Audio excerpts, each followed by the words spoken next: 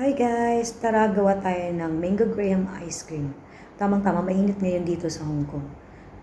Meron ako ditong 4 na ingredients. Mangga, Nestle cream, condensed at saka Graham biscuits.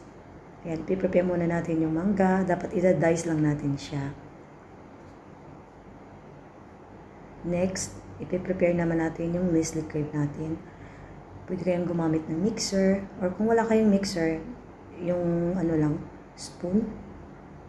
Pero yun nga lang, it takes time. Pero mas maganda pag may mixer kayo.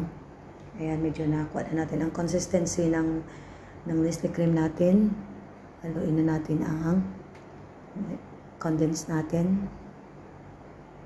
Sunod natin ay ang mangga na dinice ko lang.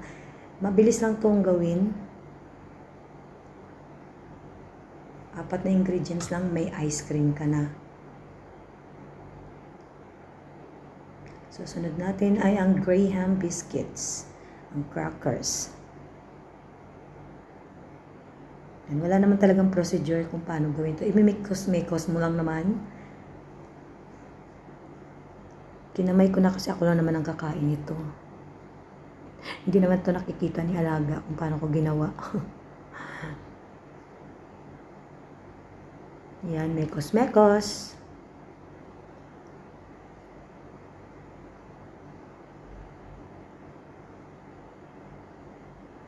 Gagawa sana ako ng mango float pero parang mas bet ko yung ice cream. Mango Graham ice cream. Ayan, ready to freeze na.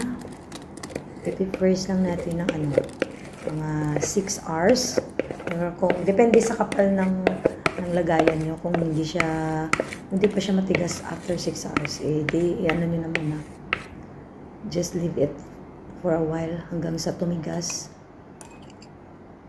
Ayan, lagyan natin ng mangga sa para may toppings, para mas maganda naman tingnan yung natin, yung Mango Graham ice cream natin. Tapos kung gusto niyo pang lagyan ng Grahams, kung may sobra kayong Grahams biscuit, yan, pwede din. Yan, ready to eat na.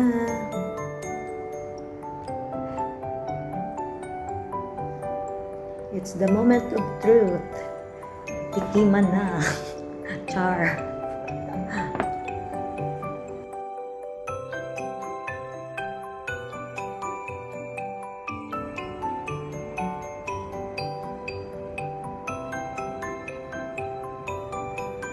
Promise guys, ang sarap niya.